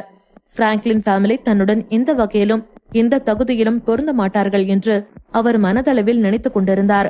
ஜாயின் ஃபேமிலியே தன்னுடன் பொருந்தாத நிலையில் ஜாயை அவர் ஒரு பெண்ணாக மட்டுமில்ல, ஒரு உயிரினமாக கூட அவர் மதிக்கவில்லை. இதையெல்லாம் அவர் நினைத்துக் கொண்டிருந்த நேரத்தில் ஜாய் விதுரனை கடுமையான கோபத்துடன் பார்த்து கொண்டிருந்தாள். ஜாய் தன்னை கோபமாக பார்ப்பதை பார்த்த அவர் மீண்டும் அவனை பார்த்து கத்தத் தொடங்கினார். இந்த நேரத்தில் பீனிக்ஸ் குடும்ப வீட்டில் நேரடி ஒளிபரப்பை பார்த்த பீனிக்ஸ் குடும்ப உறுப்பினர்களின் முகங்கள் இருண்டு போக தொடங்கியது. பீனிக்ஸ் குடும்ப உறுப்பினர்கள் இதை பார்த்து குடும்பங்களுக்குள் சண்டை போடுவது தடை செய்யப்பட்டிருக்கிறது என்பதை நினைத்து பார்த்தார்கள். ஆனால் இந்த குடும்பங்களுக்குள்ளான கட்டுப்பாட்டை மீறி பிராங்க்லின் குடும்பத்தைச் சேர்ந்தவர்கள் உண்மையிலேயே பெஸ்வானி குடும்பத்தைச் சேர்ந்தவர்களை தாக்கி இருக்கிறார்கள். அவர்கள் தங்களுடைய விதிகளை மீறி இருக்கிறார்கள். ஆனால் மிக முக்கியமான விஷயம் என்னவென்றால் அவர்கள் மிகவும் முட்டாளாக செயல்பட்டிருக்கிறார்கள். அவர்கள் இந்த மாதிரி ஒரு வேலையை செய்தது அவர்களின் மீது இருந்த நம்பிக்கையும் மரியாதையும் இழக்க வைத்துவிட்டது. நேரடி ஒளிபரப்பு நடந்து கொண்டிருக்கும் பொழுதே பெஸ்வானி ஃபேமிலி மக்களை கொல்வதற்கு அவர்களுக்கு எவ்வளவு தைரியம் இருந்திருக்க வேண்டும் என்று நினைத்துக் கொண்டிருந்தார்கள். மற்றொருவரும் பெஸ்வானி குடும்ப வீட்டில் திவாகர் இந்த காட்சியை அவருக்கு முன்னால் இருந்த தரையில் பார்த்து கொண்டிருந்தார். இதை பார்த்த திவாகரின் உதடுகள் விரிந்து புன்னகையை வெளிப்படுத்தியது. இதை பார்த்து கொண்டிருந்த திவாகரன் அசிஸ்டன்ட் திவாகரனிடம், சார், நம்ம விதுரன் சாரோட யுக்தி எவ்வளவு அழகா வேலை செய்யுதுன்னு பாருங்க. உண்மையிலேயே இது கொடூரமான ஒண்ணுதான். அவங்க நல்லா மாட்டிக்கிட்டாங்க. அவங்களுக்கு இப்ப உதவி செய்யறதுக்கு யாரும் இல்ல. அவங்க காப்பாத்த இனிமே யார் வரப்போறா சார் என்று சொன்னார். இதையெல்லாம் காதுகளில் கேட்டுக்கொண்டிருந்த திவாகர் அந்த நபருக்கு எந்த பதிலும் அளிக்கவில்லை. ஆனால் அவர் பேசியதை கேட்டது அங்கிருந்து திவாகர் மெதுவாக எழுந்து நின்று பின் அங்கிருந்து வெளியே சென்றார். அவர் திரையில் இந்த செய்தியை பார்த்து மிகவும் மகிழ்ச்சியாக உணர்ந்தார். இதுவரை தன்னுடைய வாழ்நாளில் அவ்வளவு மகிழ்ச்சியாக இருந்ததில்லை. அந்த அளவிற்கு அவர் மகிழ்ச்சியாக இருந்தார். என் தந்திரம் உண்மையிலேயே மிகவும் புத்திசாலித்தனமாக இருக்கிறது என்றும் இந்த மாதிரியான வழிமுறைகளை யாராலும் யோசிக்க முடியாது என்றும் மேலும் அடிப்படையில் வெல்ல முடியாத தந்திரங்கள் என்றும் பெஸ்வானியின் குடும்பம் இன்னும் சில தந்திரங்களை பயன்படுத்தலாம் என்றும் நினைத்துக் கொண்டிருந்தார். இந்த தகுதிகள் அனைத்தும் பெஸ்வானி குடும்பத்திற்கே உரியது என்றும் பெருமையாகவும் நினைத்தார். பீனிக்ஸ் குடும்ப பெரியவர்கள் பிராங்க்லின் ஃபேமிலி பெஸ்வானி ஃபேமிலிக்கு தங்களுடைய முழு சொத்து உரிமையை கொடுக்க வேண்டும் என்றும் பெஸ்வானி ஃபேமிலிக்கு அவர்கள் செய்த துரோகத்திற்கு இழப்பீடாக இருக்கும் என்றும் நினைத்தார்கள். ஏனெனில் பிராங்க்லின் ஃபேமிலி தங்களுடைய மக்களையே கொன்றதால் அவர்களுக்கு இந்த இழப்பீடு சரியானதாக இருக்கும் என்று அவர்கள் நினைத்தார்கள். ஆனால் இதையெல்லாம் தாண்டி ஒரே கல்லில் 2 பறவைகளை கொள்வதுதான் விதுரனின் திட்டமாக இருந்தது. போக்சியாவில் தென்கிழக்கு பகுதியில் சில்ஹோட்டனில் சரவணனும் ஜஸ்டினும் விமானத்தில் இருந்து கீழே இறங்கினார்கள். அவர்கள் இறங்கியவுடன் ஜஸ்டின் சரவணனிடம் உடனடியாக நான் வந்து விட்டேன் என்று அகல்யாவிற்கு தெரிவித்தான். பின் அவள் இருக்கும் இடத்தை கண்டுபிடித்தார். அவள் இப்போது கல்லூரியில் படித்துக் கொண்டிருக்கிறாள். இவை அனைத்தும் அவளுடைய தகவல்தான். ஜஸ்டின் தனக்கு தகவல் தெரிந்ததும் சரவணனுக்கு இந்த தகவல்களை தெரிவித்தார். அகல்யாவை பற்றி தெரிந்து கொண்ட சரவணன் படத்தை பார்த்தான். அகல்யா நன்கு வளர்ந்த ஆளாகி இப்பொழுது அழகான ஒரு பெண்ணாகவும் இருந்தாள். அது மட்டுமில்லாமல் அவளுக்கு ஒரு காதலனும் இருப்பதாக சரவணனுக்கு தோன்றியது. சரவணன் மெட்டன் குடும்ப வீட்டில் விளையாடிய நாட்களை நினைத்த பொழுது திடீரென்று நேரம் மிக வேகமாக கடந்துவிட்டது என்று உணர்ந்தான். இருப்பினும் அவனுக்கும் ஆதிரனுக்கும் இடையில் ஏதோ ஒரு சொல்ல முடியாத அளவிற்கு இறுக்கமான பந்தம் இருப்பதாக அவனுக்கு தெரிந்தது. சரவணன் குழந்தை பருவத்தில் சரவணன் ஏழையாக இருந்தான். அவனுடைய வாழ்க்கை மிகவும் கடினமானதாக இருந்தது. ஆனால் ஆதிரனை பொறுத்தவரை அவன் இளம் வயதில் இருந்தே பெரிய லட்சியங்களை கொண்டிருந்தான். அதனால் அவனுக்கு வாழ்க்கை ஒரு இலக்கை நோக்கி ஒரு தெளிவான பாதையை நோக்கியும் சென்று கொண்டிருந்தது. இதையெல்லாம் நினைத்து கொண்டிருந்த சரவணன் அங்கு சுற்றி பார்த்துவிட்டு ஜஸ்டினிடம், நாம இங்க இருந்து ஒரு வண்டியில போயிடலாம் என்று சொன்னான். சரவணனின் பேச்சை கேட்ட ஜஸ்டின் அங்கு ரோட்டில் வந்து கொண்டிருந்த ஒரு வண்டியை நிறுத்தினான். பின் அவர்கள் இருவரும் அந்த வண்டியில் ஏறி அகல்யாவின் வீட்டிற்கு வந்துவிட்டார்கள். அகல்யாவின் வீடு மிகவும் பெரிதாக இல்லை. அது மிகவும் சின்னதாகவும் அது ஒரு அவுட்டர் ஏரியாவிலும் இருந்தது. அதை சுற்றி மக்களும் அவ்வளவாக வசிக்கவில்லை. மேலும் அது மிகவும் ஒரு பழமையான வீடாகவும் இருந்தது. அந்த இடத்தில் இறங்கி சுற்றி பார்த்துவிட்டு சரவணன் அங்கிருந்த அகல்யாவின் வீட்டு கதவை தட்டினான். சில முறை தட்டிய பிறகு உள்ளே இருந்த அகல்யா வந்து கொண்டிருந்தாள். அவளுடைய காலடி சத்தம் சரவணனுக்கு கேட்டது. அதனால் அவன் தட்டுவதை நிறுத்தி சில நொடிகள் காத்திருந்தான். பின் அவள் அருகில் வந்து கதவை திறந்தவுடன் ஒரு பெண்ணின் குரல் உள்ளிருந்து, அகல்யா, யாரது என்று ஒலித்தது. அகல்யா சரவணனை ஒரு பார்வை பார்த்தபோது அவள் கண்களில் ஒரு சிக்கலான தோற்றம் இருந்தது. அவள் ஒரு கணம் சரவணனை பார்த்ததும் கொஞ்சம் தயங்கினாள். அவள் அங்கிருந்து கதவை மூடிவிட்டு வீட்டிற்குள் செல்ல நினைத்தாள். அவர்கள் இருவருக்கும் தெரிந்த அவர்கள் இருவரும் ஒருவருக்கொருவர் நீண்ட காலமாக பார்க்கவே இல்லை. சில நொடிகள் யோசித்துவிட்டு அகல்யா தன்னுடைய கையால் கதவை அழுத்தி மூடினாள். ஆனால் ஜஸ்டின் அதற்குள் குறுக்கிட்டு தனது கையை நீட்டி கதவை மூடுவதை நிறுத்தினான். இதை பார்த்து சரவணன் ஜஸ்டினை பார்த்து, ஜஸ்டின், ரொம்ப முரட்டுத்தனமா இருக்காத என்று சொன்னான். சரவணன் சொன்னதை கேட்ட ஜஸ்டின் கதவில் இருந்து தன்னுடைய கையை எடுத்தான். வேறு ஒரு அறையில் இருந்து வந்த அந்த குரலுக்கு சொந்தமான பெண்ணிடம் அகல்யா இது சரவணன் தான் என்று சொல்வதற்கு முன் மறுபடியும் சரவணனை உற்று பார்த்தாள். பின் மறுபடியும் சில நிமிடங்கள் யோசித்துவிட்டு, சரவணன் தான், வேற யாரும் இல்ல, அவரோட இன்னொருத்தர் வந்திருக்காரு என்று சொன்னாள். இதை கேட்டு அந்த குரலுக்கு சொந்தமான பெண், சரவணன், அவன் இந்த நேரத்துல இங்க என்ன பண்றான், கூட வந்திருக்கிறது யாரு என்று கேட்டார். எனக்கு தெரியல என்று அகல்யா மறுபடியும் பதில் அளித்தாள். அகல்யாவின் பதிலை கேட்ட அந்த பெண், சரி அவங்கள உள்ள வர சொல்லு என்று சொன்னார். அந்த குரலை கேட்டதும் சரவணனுக்கு இதை பல வருடமாக எங்கேயோ கேட்டது போல ஞாபகம் வந்தது. சிறு வயதிலிருந்தே இந்த குரல் அவனுக்கு பழக்கப்பட்டதாக இருந்தது. வெகு நேரம் அங்கேயே நின்று யோசித்துக் கொண்டிருந்தான். பின் ஒரு வழியாக இது அகல்யாவின் அம்மாவின் குரல் என்று கண்டுபிடித்தான். அகல்யா அவர்களை உள்ளே வரச் சொன்னதும் சரவணன் ஜஸ்டினுடன் அந்த வீட்டிற்குள் நடந்து சென்றான்.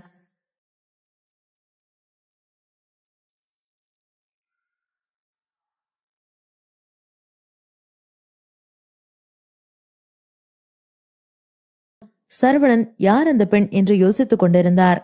அது அகல்யாவின் அம்மாதான் என்று தெரிந்து கொண்டு அந்த வீட்டிற்குள் நடந்து சென்றான். அவன் உள்ளே சென்ற பிறகு அகல்யாவின் அம்மா துணி துவைப்பதை மட்டுமே பார்த்தான். சரவணன் இதை பார்த்து மிகவும் ஆச்சரியப்பட்டான். அகல்யாவின் வீடு மிகவும் சிறியதாகவும் ஊருக்கு வெளியேவும் இருந்தது. அவனுக்கு தெரிந்த இது மிட்டல் ஃபேமிலியின் வசிப்பிடமாக இருக்க வாய்ப்பே கிடையாது என எளிமையாக சொன்னான். 4 பெரிய குடும்பங்களில் ஒரு குடும்பம்தான் இந்த மிட்டல் ஃபேமிலி. சாதாரண வேலைகளை செய்யும் மக்களும் ஒரு நல்ல பெரிய வீட்டில் வாழ்ந்து வரும் இந்த நிலைமையில் இவர்கள் பெரிய குடும்பத்தைச் சேர்ந்தவர்கள் என்ற நினைவில்லாமல் ஒரு சிறிய, அதுவும் ஊருக்கு வெளியில் இருக்கும் ஒரு வீட்டில் தங்கியிருந்தார்கள். இதை பார்த்து சரவணன் அகல்யாவின் அம்மாவிடம், ஏங்க வந்திருக்கீங்க? உங்களுக்கு வேணும்னா பெரிய ஒரு வீடு ரெடி பண்ணி தரேன். தயவு செஞ்சு இந்த இடத்துல இருக்க வேண்டாம். நீங்க எவ்வளவு பெரிய இடத்துல இருந்தவங்க, எனக்கு உங்களை இப்படி பார்க்கவே கஷ்டமா இருக்கு என்று சொன்னான். அதை கேட்ட அகல்யாவின் அம்மா அவனை பார்த்து கண்களை உருட்டி, எங்களுக்கு இங்க எந்த பிரச்சனையும் இல்ல, உனக்கு ஏதாவது பிரச்சனைனா நீ இப்ப இங்கிருந்து போலாம், வெளியே போ என்று சொன்ன உடனே சரவணன் அந்த வீட்டில் இருந்து வெளியேற்றப்பட்டான். அவன் வெளியே சென்று பிறகும் வாசலில் நின்று, அம்மா நீங்க இருப்பீங்க, ஆனா அகல்யாவுக்கு இருக்க எவ்வளவு கஷ்டம்னு பாத்தீங்களா? உங்களுக்கு இந்த வீட்டுல ஏதாவது பிரச்சனை வரலாம். உங்க 2 பேரோட நல்லதுக்காக தான் சொல்றேன். நீங்க வேற இடத்துக்கு மாறி ரொம்ப சந்தோஷமா இருக்கலாம், நிம்மதியா இருக்கலாம் என்று சொன்னான். ஆனால் சரவணன் சொல்வதை கேட்ட அகல்யா, சரவணா, நீ அண்ணாவோட ஒரு நல்ல ஃப்ரெண்டு, கிட்டத்தட்ட நீ எனக்கு ஒரு அண்ணா மாதிரி தான். அதனாலதான் அவனை கதவை திறந்து வீட்டுக்குள்ள வர அனுமதிச்சேன். நீங்க எங்க மேல இருக்கிற அக்கறையில விசாரிக்கிறது தெரியுது, ஆனா அதுல எங்களுக்கு இஷ்டம் இல்ல. எங்களோட சந்தோஷத்துக்கு எங்க வீட்டுல எந்த குறையும் இல்ல. எல்லாத்துக்கும் மேல நான் நிம்மதியா தான் இருக்கேன். நாங்க இங்க இருக்கிறது உனக்கு பிடிக்கலனா நீ இனிமே எங்களை பாக்குறதுக்கு இங்க வர வேண்டாம் என்று சொல்லிவிட்டு கதவை சாத்தி விட்டு சென்றாள். அகல்யா சொன்னதை கேட்ட சரவணன் ஒரு நிமிடம் திகைத்து நின்றான். அகல்யா வீட்டிலிருந்து வெளியேற்றிய பிறகும் சரவணன் கொஞ்ச நேரம் வாசலிலேயே நின்றான். ஆனால் இதுவரை சரவணன் அகல்யாவை எந்த விதத்திலும் புண்படுத்தியதே இல்லை.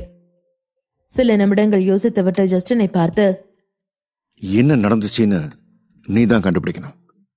அவங்க ஏன் இங்க இருக்காங்கன்னு எனக்கு தெரியல, ஆனா அவங்க இப்ப இருக்கிறது எனக்கு சுத்தமா பிடிக்கல. அவங்க பழைய மாதிரி சந்தோஷமா இருக்கணும். இது உன்னோட பொறுப்பு தான் ஜஸ்டின். எல்லாத்தையும் சரி பண்ண, எல்லாத்தையும் சரி பண்ண ட்ரை பண்ண, நான் பாத்துக்கிறேன் என்றான்.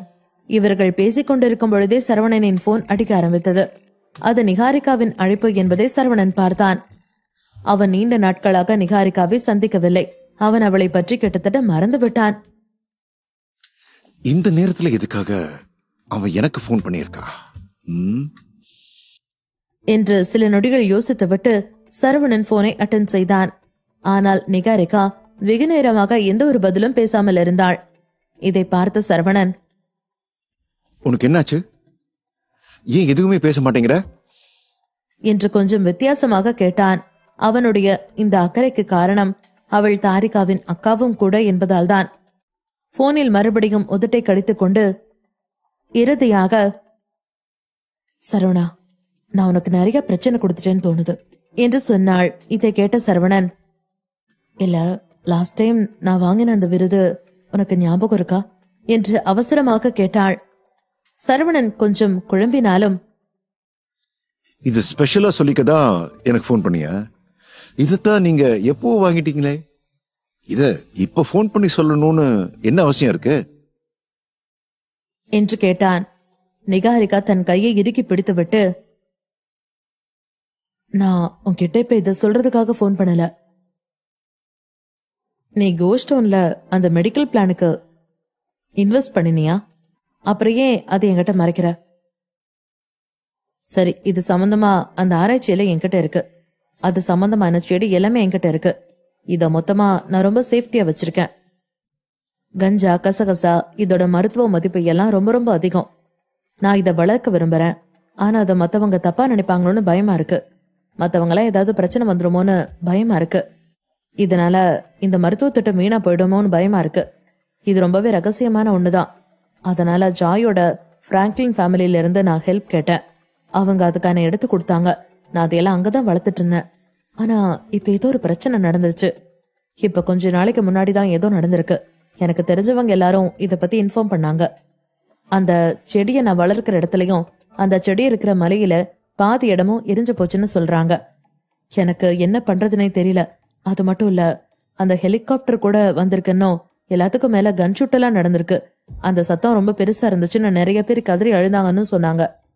என்னால இதெல்லாம் நம்பவே முடியல. எனக்கு இப்ப என்ன பண்றதுனே தெரியல என்று நிகாரிகா தன்னுடைய வார்த்தைகளை சொன்னாள். சரவணன் திகைத்து நின்றான். கன் ஷூட்டா? அங்க எப்படி கன் ஷூட் நடந்திருக்கும்? அதுக்கு வாய்ப்பே இல்லையே என்று ஆச்சரியமாக சொன்னான். நிகாரிகா மருத்துவத்தில் பெரிய பெரிய படிப்பெல்லாம் படித்திருந்ததால் அவள் உள்நாட்டிலும் வெளிநாட்டிலும் பல விருதுகளையும் பெற்றிருந்தார். இப்படிப்பட்ட ஒரு விஷயம் நடந்தது என்று அவர்களுக்கு தெரிந்தது. அவள் விரைவாக சரவணனிடம், நான் இப்பதான் செய்தியை பார்த்தேன். அதான் பிஸ்வானி ஃபேமிலி வெளிநாட்டுல டிஜிட்டல் கரன்சி ஃபங்க்ஷன் நடத்துறாங்கன்னு கேள்விப்பட்டேன். ஆனா டிஜிட்டல் அதிகாரப்பூர்வமா தொடங்கணும்னா அதுக்கு முன்னாடி ஜாய் எதுக்கு அந்த இடத்துக்கு வரணும்? அவங்க ஜாய்க்கு தான் ஏதோ பிரச்சனை பண்ண நினைக்கிறாங்கன்னு நினைக்கிறேன். ஆனா அவளுக்கும் இதுக்கும் என்ன சம்பந்தமும் கிடையாது. இது ஒரு பெரிய பிரச்சனையா வெடிக்குது. சரவணா, இதுல இருந்து நீதான் எப்படியாவது ஜாயையும் என்னையும் வெளியில கொண்டு வரணும். பிராங்க்லின் ஃபேமிலிக்கு இதுக்கும் எந்த சம்பந்தமும் இல்லைன்னு நீதான் புரிய வைக்கணும். நான் பெரிய பிரச்சனை பண்ணிட்டேன். எனக்கு தெரியுது. பெரிய தப்புல போய் மாட்டிக்கிட்டேன்னு எனக்கு புரியுது. எனக்கு வேற வழி தெரியல. எனக்கு இந்த நேரத்துல நீ மட்டும்தான் ஞாபகம் வந்த. அதனாலதான் உன்னை தேடி வந்திருக்கேன். பிளீஸ், எப்படியாச்சும் எனக்கு ஹெல்ப் பண்ணு என்று நிகாரிகா சரவணனிடம் பேசிக் கொண்டிருந்தாள். அவள் வார்த்தைகளை கேட்ட சரவணன் ஒரு நிமிடம் திகைப்பாக நின்றான். அவள் சொன்னதை கேட்ட சரவணன் ஆச்சரியப்பட்டு, ஜாய் விதிர்னு தேடி போனாளா? அதுவும் அந்த ஃபங்க்ஷன்ல விதிர்னு கண்டுபிடிக்கிறதுக்காக போனாளா? வாய்ப்பே இல்ல. விதிர்ன் ஃபேமிலி எதுக்காக இப்படி பிளே பண்றாங்க என்று நினைத்துக் கொண்டிருந்தான். எபிசோட் 807. ஜஸ்டின் உடனடியாக இந்த விஷயத்தை பற்றி விசாரிக்க தொடங்கியிருந்தான். அவன் அந்த முழு காட்சியை பார்த்ததும் அதில் ஒவ்வொரு விஷயமாக கவனிக்க ஆரம்பித்தான். சரவணா, நான் எல்லாத்தையும் டீட்டெயிலா கலெக்ட் பண்ணிட்டேன். அவரு பிராங்க்லின் ஃபேமிலியை கொல்ல பார்க்கல. அவர் அந்த ஃபேமிலியை அடியோடு அழிக்க பார்க்கிறார் என்று சொன்னான். அந்த சர்வதேச கட்டிடத்தில் ஜாய் விதுரன் காட்டிய படத்தை பார்த்ததும் விதுரன் தான் அவளுக்கு உடனடியாக ஞாபகத்துக்கு வந்தார். குடும்பத்தை வேண்டுமென்றே அவர் அந்த சிக்கலில் சிக்க வைத்துள்ளார். அவர் செய்ததாக அவள் நம்பினாலும் மற்றவர்கள் நம்புவார்கள் என்று அவளுக்கு நம்பிக்கை இல்லை. இனிமேல் அவள் தன்னுடைய கோபத்தை அடக்க முடியாமல் விதுரனை பார்த்து வேகமாக ஓடினாள்.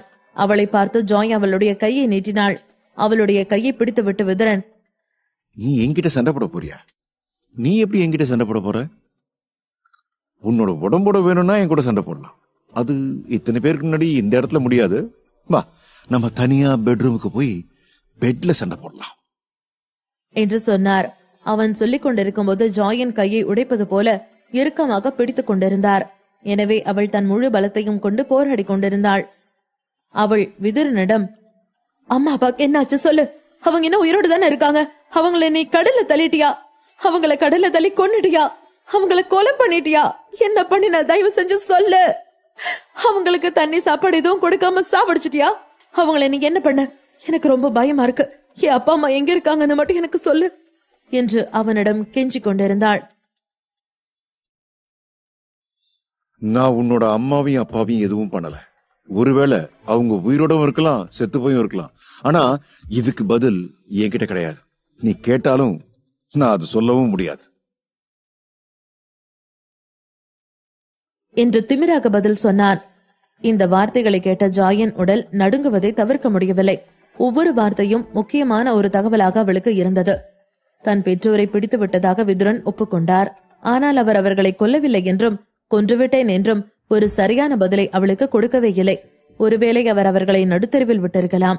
அது மட்டுமின்றி கப்பலில் ஏற்றிய பொழுது கப்பலில் எரிபொருள் தேர்ந்து செயல்பாடு இழந்து கப்பல் தண்ணீருக்குள் மூழ்கி அதில் அவர்கள் இறந்திருக்கலாம்.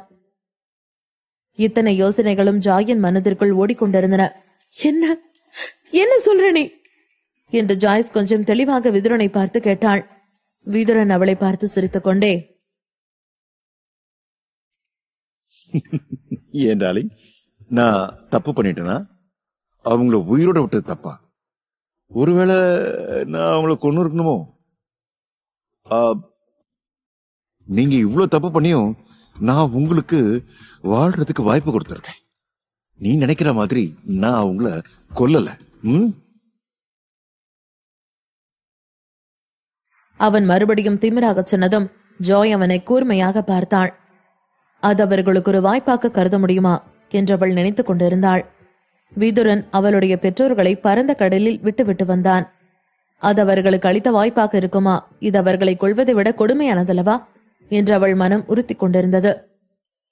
விதுரன், உனக்கு நான் இப்ப சத்தியம் பண்ணி கொடுக்கிறேன். நீ இதை விட கொடூரமா தான் செத்து போவ. உனக்கெல்லாம் நல்ல சவை வராது என்று ஜாய் சொல்லவும் அவளுடைய கையை விதுரன் இறுக்கமாக மறுபடியும் பிடித்தான். மேலும் அவளால் விதுரனை வெறுப்பாக மட்டுமே பார்க்க முடிந்தது. அவர் அவளை பார்த்து சிரித்தார். அவளுக்கு இது சலிப்பாக இருந்தது. அவளுடைய வாழ்க்கையில் நிறைய கேள்விப்பட்டிருக்கிறாள். இந்த குடும்பத்துடன் தொடர்பில் இருந்தவர்கள் அனைவரும் அவர்களுக்கு சாபம் மட்டுமே விட்டிருந்தார்கள். பேஸ்வானி குடும்பத்தில் இருக்கும் அனைத்து நபர்களுமே இதுவரை ஒரு பயங்கரமான மரணத்தை மட்டுமே அனுபவித்திருந்தார்கள். இருப்பினும் அவர்களுக்கு உண்மையிலேயே எதிரிகள் என்று கண்ணுக்கு தெரிந்தவர்கள் யாரும் இல்லை. அவர்களை எதிர்க்க யாரும் துணியவும் இல்லை. அந்த ஃபேமிலியை தோற்கடிக்க யாருமே இல்லை. அங்கிருந்த மக்கள் பேஸ்வானி ஃபேமிலியின் மீது எவ்வளவு அதிருப்தியாக இருந்தாலும் அவர்கள் செய்யும் கொடுமைகளை அவர்கள் தாங்கிக் கொண்டுதான் இருந்தார்கள். அந்த ஃபேமிலியின் உண்மையான நேரத்தை பார்த்ததால் அந்த மக்களால் அவர்களை எதிர்க்க முடியவில்லை. பின் விதுரன் அங்கிருந்து பார்வையாளர்களை பார்த்து, இந்த ஃபீனிக்ஸ் ஃபேமிலி எதை வேணாலும் தாங்கிக்கும். ஆனா ஒழுக்கம் இல்லாத ஒருத்தரை அவங்க எப்பவுமே சேர்த்துக்க மாட்டாங்க என்று சொன்னார். இதை கேட்ட பார்வையாளர்கள் தங்களுக்குள் மறுபடியும் கிசுகிசுத்துக் கொண்டார்கள். அவர் பார்வையாளர்களை பார்த்து, எல்லாரும் என்ன மன்னிச்சிருங்க. எனக்கு இன்னைக்கு கொஞ்சம் தனிப்பட்ட விஷயங்களை தீர்த்துக்க வேண்டியது இருக்கு. அதனால இன்னொரு நாள் டிஜிட்டல் கரன்சியை பத்தி நான் டீட்டெயிலா சொல்லி அதை அறிமுகப்படுத்துறேன். எனக்காக இங்க இன்னைக்கு வந்த என்னோட ஃபேமிலி மெம்பர்ஸ், பத்திரிகைக்காரங்க, பார்வையாளர்கள் எல்லாருக்கும் ரொம்ப நன்றி. இன்னொரு நாள் மறுபடியும் சந்திப்போம் என்று சொன்னார். இந்த விஷயங்களை தனிப்பட்ட முறையில் தீர்த்து கொள்ள முடிவெடுத்திருந்தார். அதனால் இந்த இடத்தில் இருப்பதற்காக யாருமே விரும்பவில்லை. உடனே அந்த இடத்தில் இருந்தவர்கள் ஒருவர் பின் ஒருவராக கலைந்து சென்றனர். விதுரன் ஆணவத்துடன் தன் கையை அசைத்தார். பின் கோபமாக முறைத்தபடியே ஜாயை பார்த்தார். உன் குடும்பத்தோட பெரியவங்களோட முத்திரை உன்கிட்ட இருக்குன்னு எனக்கு தெரியும். நீங்க அதை என்கிட்ட கொடுத்தனா ஒருவேளை நான் உன்னை உயிரோட விட்டுருவேன். உன்னோட அம்மா அப்பாவையும் உன் கூட அனுப்பிடுவேன் என்று சொன்னார். விதுரன் அவளை கொல்லாததற்கு காரணம் தன்னிடம் இருந்த முத்திரைதான் என்று ஜாய் இந்த நிமிடங்களில் தான் புரிந்து கொண்டாள். அந்த முத்திரையை விதுரன் பெற்றுவிட்டால் பெஸ்வானி ஃபேமிலி முழுவதுமாக வெற்றியடைந்துவிடும். அது மட்டுமில்லாமல் பீனிக்ஸ் ஃபேமிலி நிலைமையும் மைட்டி 7 மெம்பர்களின் நிலைமையும் மென்மேலும் கூடும். ஆனால் இதில் மூத்தவர்கள் முத்திரையுடன் பெஸ்வானி ஃபேமிலி முன்னோடி இல்லாத குடும்பமாக மாறும். இதையெல்லாம் புரிந்து கொண்ட ஜாய் விதுரனை பார்த்து, உனக்கு அது வேணுமா என்று கேட்டாள். அவள் கேட்டதை பார்த்த விதுரன் கண்களை விரித்து அவளை ஒரு நிமிடம் ஆச்சரியமாக பார்த்தான்.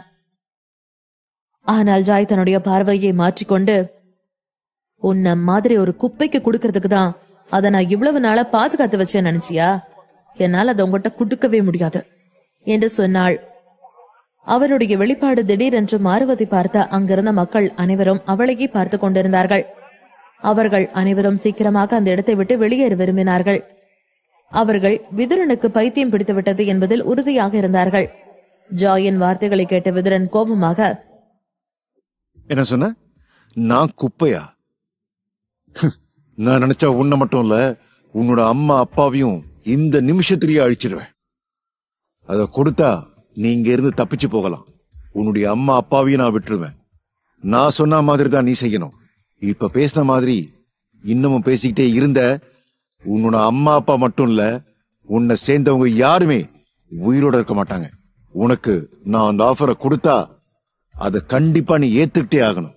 முடியாதுன்ற வார்த்தைய விதுரன் என்னைக்குமே கேட்க கூடாது என்று அவளுடைய கையை மறுபடியும் பிடித்து முறுக்க ஆரம்பித்தான். அவள் கைகள் வெடித்து விடுவது போல வலியாக இருந்தது. ஜாய் வலியால் பல்லை கடித்தாள். அவளது மெல்லிய கை உடைந்து போவது போல இருந்தது. எபிசோட் 808. கேவலமான பேச்சு. விதுரன் கோபமாக ஜாயின் கையை பிடித்து அவள் கையை உடைப்பது போல முறுக்கினார். ஒரு பெண்ணாக ஜாய் எப்படி இவ்வளவு வலியை தாங்க முடியும்? விதுரனின் பிடி மிகவும் வலுவாக இருந்தது. அதுபோல் அவன் அவளுடைய கையை முறுக்கிக் கொண்டிருந்தார். பின்னர் வலியால் ஜாய் கத்தத் தொடங்கினாள். அவள் கத்துவதை பார்த்த விதுரன் ஜாயை பார்த்து, நீ புத்திசாலிதான் நினைக்கிறியா? நீ உண்மையிலேயே இத்தனை ஆளுங்களுக்கு முன்னாடி, இத்தனை பத்திரிகைக்காரங்களுக்கு முன்னாடி, என் ஃபேமிலிக்கு முன்னாடி இந்த பெஸ்பானி ஃபேமிலி கூட சண்டை போட முடியும்னு நினைக்கிறேன்? அவங்களை எதிர்த்து நிக்க முடியும்னு நினைக்கிறியா? இங்க இருந்து போறது அவ்வளோ ஈஸின்னு நினைச்சிடாத. நான் இருக்கிற வரைக்கும் உன்னை இங்க இருந்து அனுப்பவே மாட்டேன் என்று சொன்னார். வலி தாங்க முடியாமல் கத்திக் கொண்டிருந்தவள் திடீரென மயங்கி அந்த இடத்திலேயே கீழே விழுந்தாள். இதை பார்த்த விதுரன் கூட்டத்தில் இருந்தவர்களை பார்த்து, யாராவது வந்து இவளை எழுப்புங்க என்று கட்டளையிட்டார். அவருடைய முகம் ஒரு கொடூரமான முதலாளி போன்று இருந்தது. இந்த தந்திரங்களாலும் மந்திரங்களாலும் பெஸ்வானியின் ஃபேமிலியை யாராலும் வெல்ல முடியவில்லை. அதனால் அவர்களின் கட்டளையை ஏற்காமல் இருக்க அங்கு யாருக்கும் தைரியம் இல்லை. இந்த நேரத்தில் அவளது தலை வழியாக ஒரு குளிர்ந்த நீர் அவள் மீது ஊற்றப்பட்டது. பின் ஜாய் உடனடியாக எழுந்து சுற்றி பார்த்தாள். அவள் விதுரனை மறுபடியும் ஆவேசமாக பார்த்தாள். மறுபடியும் அவளுடைய கைகள் இறுக்கமாக முறுக்கப்பட்டது. மறுபடியும் அவளுடைய கையை இறுக்கமாக பிடித்தவன் முன்பு போல் அவ்வளவு இறுக்கமாக பிடிக்கவில்லை. ஆனால் இதுவும் அவளுக்கு வலிக்கத்தான் செய்தது. அவள் கையை பிடித்துக் கொண்டே, பிராங்க்லின் ஃபேமிலியோட முத்திரையை கொடுத்துறேன். இது நான் கடைசியா உனக்கு சொல்றேன் என்று விதுரன் ஜாயிடம் சொல்லிக் கொண்டிருந்தார். நான் இவ்ளோ சொல்லியும் நீயும் உன்னோட அம்மா அப்பாவும் அதை எனக்கு கொடுக்க மறுத்துட்டீங்க அப்படின்னா உங்களோட கதி என்னன்னு நீங்களே யோசிச்சு பாருங்க. நல்ல வேளை நீங்க பெஸ்வானி ஃபேமிலியில ஒரு ஆளா இல்ல. நீங்க இந்த ஃபேமிலியில ஒரு ஆளா இருந்திருந்தா இந்நேரம் நான் சொன்னதெல்லாம் செஞ்சிருப்பீங்க. சரி, அதெல்லாம் விடு. அந்த முதிரை எங்க இருக்குன்னு மட்டும் உனக்கு கண்டிப்பா தெரிஞ்சிருக்கும். உன்னோட அம்மா அப்பாவுக்கும் தெரியும். நீ உன்னோட அப்பா அம்மா ரொம்ப நேசிக்கிற அப்படின்னா அது எங்க இருக்குன்னு மரியாதை சொல்லிடு. இல்ல அப்படின்னா அவங்களோட மரணத்துக்கு சாட்சியா மாறிடு என்றவர் சொன்னதும் ஜாய் அவருடைய வார்த்தைகளை கேட்டு அதிர்ச்சியாக நின்றாள். அவள் உண்மையிலேயே இந்த இடத்திற்கு வந்திருக்க கூடாது என்று வருத்தப்பட்டு கொண்டும் மனதளவில் நொந்து கொண்டும் இருந்தாள். அவள் விதுரனை குறைத்து மதிப்பிட்டிருந்தாள். ஊடகங்களும் பீனிக்ஸ் ஃபேமிலியும் சேர்ந்து விதுரனை கட்டுப்படுத்த முடியவில்லை. மேலும் விதுரன் பிராங்க்லின் ஃபேமிலிக்கு ஒரு பெரிய பொறியை கூட அமைத்திருந்தார். ஜாய் அவளை காப்பாற்ற விரும்பினால் அவளுடைய பெற்றோர்களையும் அவள் காப்பாற்ற வேண்டும். அவர்களின்றி அவளுக்கு இந்த உலகில் வேறு யாரும் இல்லை. அவளுக்கு அந்த பொறியில் சிக்குவதை தவிர வேறு வழி தெரியவில்லை.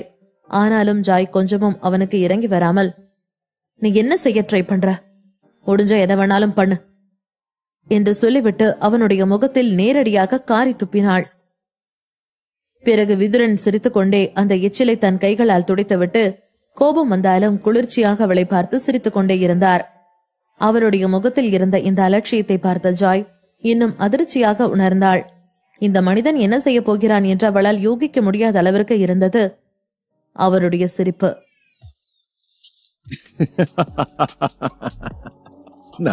நான் என்ன செய்ய போறேன்னு பாக்குறியா? நீ தானே சொன்ன என்ன வேணாலும் செஞ்சுக்கோன்னு என்று ஜாயின் உடலை மேலிருந்து கீழாக பார்த்து கொண்டே சொன்னார். அவன் பல வழிகளிலும் சென்று அவனால் முடியாத காரணத்தினால் இறுதியாக ஜாயை மானபங்கப்படுத்த தயாராகி கொண்டிருந்தான். அவன் பார்வையில் அவள் மீது இருக்கும் ஆசை அவனுக்கு ஒரு முடிவில்லாத ஆசையாக இருந்தது. அவன் ஜாயின் கையை விட்டுவிட்டு அவளுடைய முகத்தை தடவி, விக்ரம்னா என்னன்னு தெரியுமா? அது நான் இன்னைக்கு உனக்கு காட்டுறேன், இல்லைன்னா ட்ரை பண்றேன். உன்னோட இந்த அழகான இளமை இப்படியே செத்து போயிடக்கூடாது. அது எனக்கு பிடிக்கல. நீயும் உன்னோட வாழ்க்கையில பார்க்க வேண்டியது இன்னும் நிறைய இருக்கு. அதையெல்லாம் இன்னைக்கு அனுபவிச்சுட்டு செத்துப்போ. செத்துப்போ என்று திமிராக சொன்னார். இதை கேட்டதும் ஜாயின் உடல் பலமாக நடுங்க தொடங்கியது. விதுரன் ஒரு முழு வக்கிரமான ஒரு ஆள் என்று அவள் மனதிற்குள் நினைத்து கொண்டிருந்தாள். அவளுக்கு இன்னும் பயமுறுத்தும் விஷயம் என்னவென்றால், இந்த வக்கிரமான விதுரன் தன்னுடைய வார்த்தைகளை செயல்படுத்த தொடங்கியிருந்தான். அவளுடைய கன்னத்தில் இருந்த அவனுடைய கைகளுக்கும் கழுத்துகளுக்கும் அவன் கைகளை கொண்டு சென்றான். அவளுக்கு இந்த விதமான விதுரனின் செயல்கள் சுத்தமாக பிடிக்கவே இல்லை. ஆனால் ஜாய் சத்தமாக விதுரனை பார்த்து, விதுரன், நீ என்ன தொடணும்னு நினைச்சா உனக்கு பயங்கரமான சாவுதான் கிடைக்கும். முடிஞ்சா ட்ரை பண்ணி பாரு. இங்க நான் மட்டும் தனியா இருக்கேன்னு நினைச்சியா? என்னால ஏதோ செய்ய முடியாதுன்னு நினைச்சியா? எல்லாத்துக்கும் மேல பீனிக்ஸ் குடும்பத்தோட ரூல்ஸ் என்னன்னு மறந்துட்டியா? என்று கண்களை இரத்த களரியாக மாற்றிக்கொண்டு அவனுக்கு சவால் விட்டு கொண்டிருந்தாள்.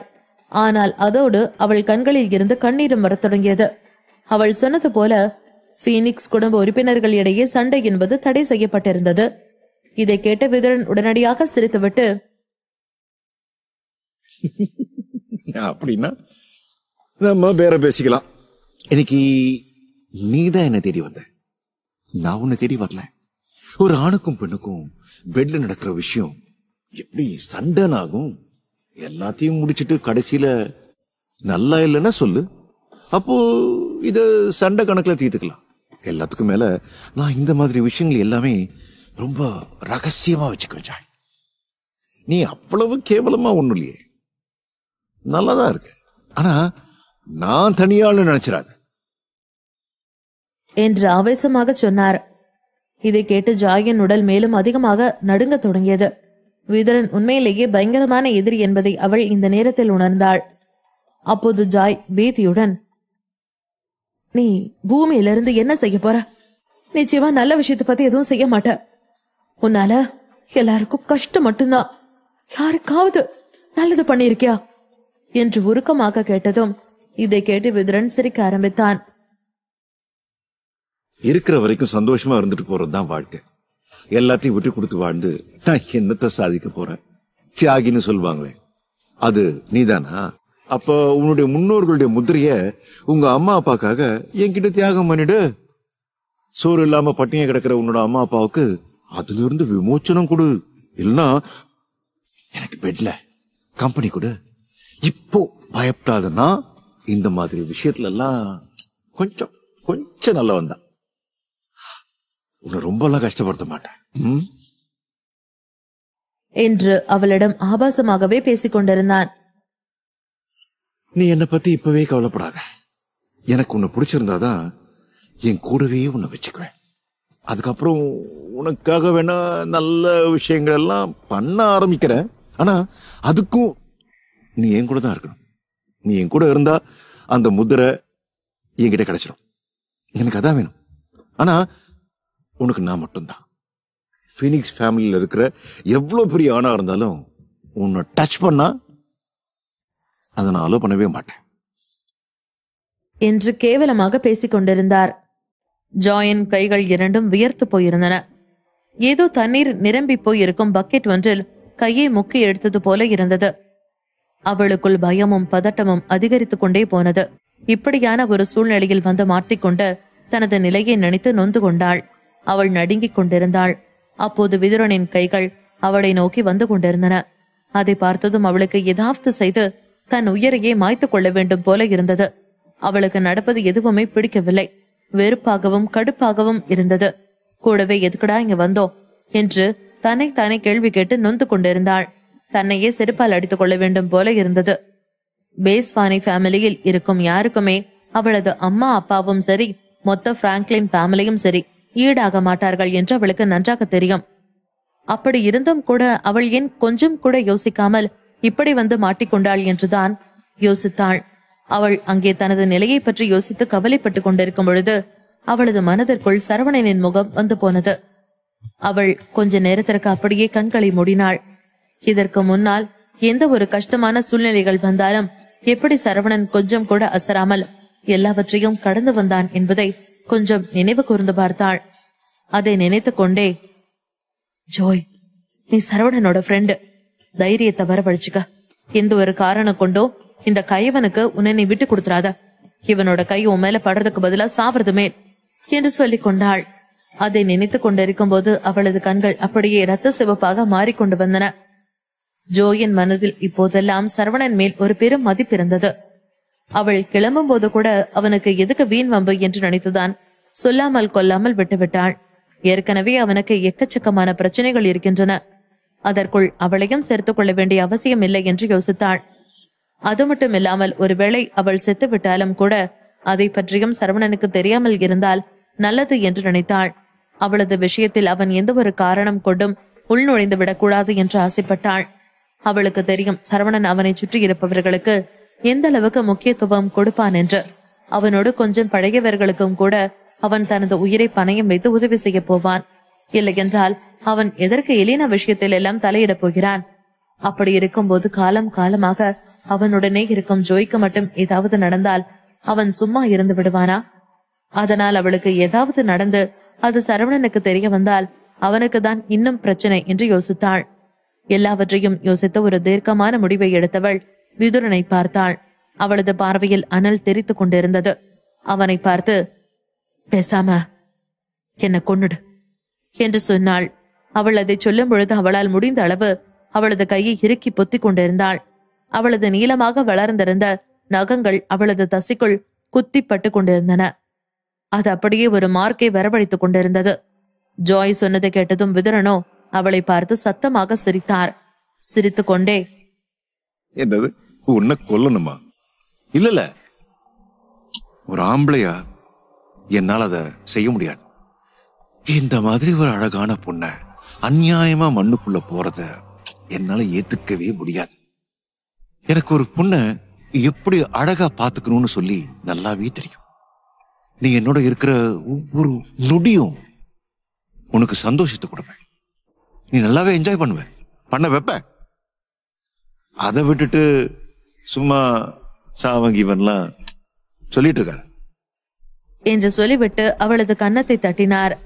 ஹோக்சியாவின் கிழக்கு ரீஜனில் இருந்த சரவணன் நிகாரிகா சொன்னதை கேட்டு மிகவும் ஆச்சரியப்பட்டான். அவனது கண்கள் ஆச்சரியத்தில் அகல விரிந்திருந்தன. அவனால் அவனது காதில் விழுந்த வார்த்தைகளை நம்பவே முடியவில்லை.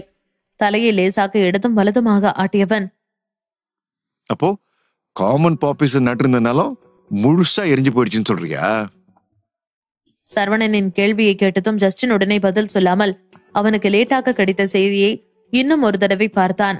எல்லாவற்றையும் உறுதிப்படுத்திவிட்டு சரவணனை பார்த்து, ஆமா, பூஸ்பானி ஃபேமிலி கொஞ்சம் வித்தியாசமானவங்களா இருக்காங்க.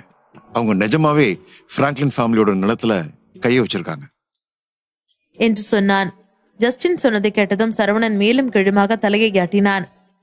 அப்போது நிகாரிகா திடீரென்று முந்திக் கொண்டு, பிராங்க்லின் ஃபேமிலிக்கு அந்த மலை முழுக்கவே காமன் பாப்பிஸ் நிறைஞ்சு போயிருக்குன்னு சொல்லி நல்லாவே தெரியும். அதனால அவங்க போயிட்டு பேஸ்வானி ஃபேமிலி ஆட்களை அட்டாக் பண்ண வேண்டிய அவசியமே இல்லை என்று சொன்னாள். சரவணன் அதை கேட்டதற்கு பிறகும் தலையை மேலும் கீழுமாக ஆட்டினான். அவன் எல்லாவற்றையும் கேட்டு நன்றாக யோசனை பண்ணி கொண்டிருந்தான். அவனுக்கு 2 பேரும் சொன்னது நன்றாகவே புரிந்தது. பேஸ்வானி ஃபேமிலியே ரொம்ப மோசமானவங்க. பிராங்க்லின் ஃபேமிலினால கண்டிப்பா அவங்களுக்கு சமமா நிக்க முடியாது. கண்டிப்பா 2 பேருக்கும் மேட்சே ஆகாது. இந்த விஷயத்துல இதுவரைக்கும் பிராங்க்லின் ஃபேமிலிய தன்னோட உயிருக்கு சமமா மதிச்சு அவங்களுக்கு நம்பிக்கையா இருந்தவங்க கூட அதே உசுருக்கு பயந்து பேஸ்வானி ஃபேமிலி சொல்றதான் கேட்பாங்க என்று மண்டைக்குள் அதை பற்றி யோசித்துக் கொண்டே சொன்னான் ஜஸ்டின். பின் அவனே, ஆனா துரதிருஷ்டவசமா அவங்களுக்கு இன்னொரு விஷயம் தெரியாது. அதாவது அவங்க என்னதான் பேஸ்வானி ஃபேமிலி மாதிரி ரொம்ப மூர்க்கமான ஆளுங்க கூட கோஆபரேட் பண்ணாலும் கூட அவங்க கடைசியில சாகதான் போறாங்க என்று சொன்னான். அதை சொல்லிவிட்டு லேசாக புன்னகித்தவன் மீண்டும், அது மட்டும் இல்லாம இப்ப அவங்க செத்தது இல்ல, அவங்க கிட்ட எந்த எவிடன்ஸும் இல்ல. அது ரொம்ப சூப்பர்ல. பேஸ்வானி ஃபேமிலி இப்ப பிராங்க்லின் ஃபேமிலியை டார்கெட் பண்ணிருக்காங்க. அதோட பிராங்க்லின் ஃபேமிலி அழிக்க ஒரு நல்ல காரணத்தையும் தேடிக்கிட்டு இருக்காங்க என்று சொன்னான். ஜஸ்டின் சொன்ன எல்லாவற்றையும் கேட்ட சரவணன் இன்னும் சோகமானான். அவனுக்கு இது எல்லாம் பெரும் பாதிப்பை ஏற்படுத்தியது. யோசனையில் மூழ்கியிருந்தவன் சிறிது நேரத்திற்கு பிறகு அவனது போனை எடுத்தான். பின் ஜாய்க்கு கால் பண்ணினான். அடுத்த பக்கத்தில் ஜாயின் போன் 2 முறை ரிங் ஆனது. ஆனால் அவள் அட்டன் செய்யவில்லை. அடுத்த ரிங்கில் கால் அட்டன் செய்யப்பட்டது. ஆனால் அதை அட்டன் செய்தது என்னவோ விதுரன் தான். 2 முறை ரிங் போயும் கூட கால் அட்டன் செய்யப்படாமல் இருக்கவும் அவனுக்கு டென்ஷன் ஏறியது. அவனது கண்ணில் வெறுப்பும் தெரிந்து கொண்டிருந்தது. அவன் டென்ஷனில் நெற்றியை தேய்த்து கொண்டிருந்த நேரத்தில் விதுரன் காலை அட்டன் செய்ததும் சரவணன் உடனே, ஹலோ ஜாய், நீ ஓகே தானே? எதுக்கு இவ்வளவு நேரமா கால் அட்டன் பண்ணாம இருக்க என்று விடாமல் கேட்டுக்கொண்டே போனான். ஆனால் அவனது கேள்விக்கு ஜாயின் குரலில் பதில் வரவில்லை. மாறாக ஒரு ஆணின் குரல் தான் கேட்டது. அதுவும் ஒரு ஆண் பைத்தியம் பிடித்தது போல சிரிக்கும் சத்தம் தான் கேட்டது. சிரிக்க மட்டும் சிரித்து முடித்துவிட்டு, அப்போ நீதான் அந்த சரவணனா என்று கேட்டான் விதுரன். அவனது தொனியில் நக்கல் தெரிந்தது.